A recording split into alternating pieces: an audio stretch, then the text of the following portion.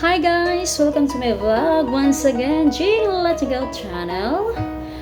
And now guys, we're going to GEOPARK UNESCO. From Cyclone Terminal, you need to ride a tourist taxi. Maybe around the fare is 120 something from Cyclone to UNESCO. And here we go, we're going to CHAU hiking trail and the beach of LUNGKI. Oh my god, so really amazing. It's really amazing.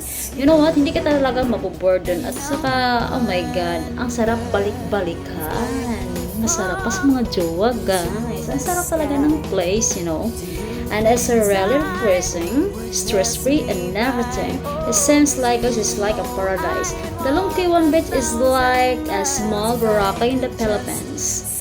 The water is very clear, it's so very clean. As you can see, the view is very nice. And here we go, I will bring you there. Let's go guys, go!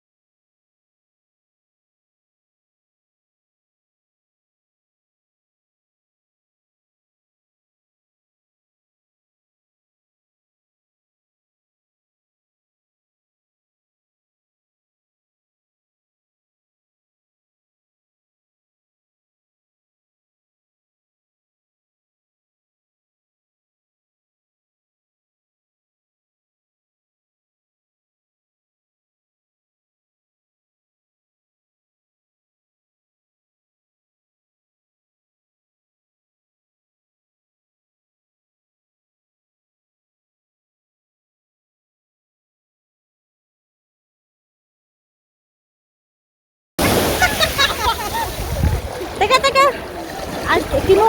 Kinuha mo yung capture mo kasi nahawakan. Dala, nahawakan niya yung pan. Wait.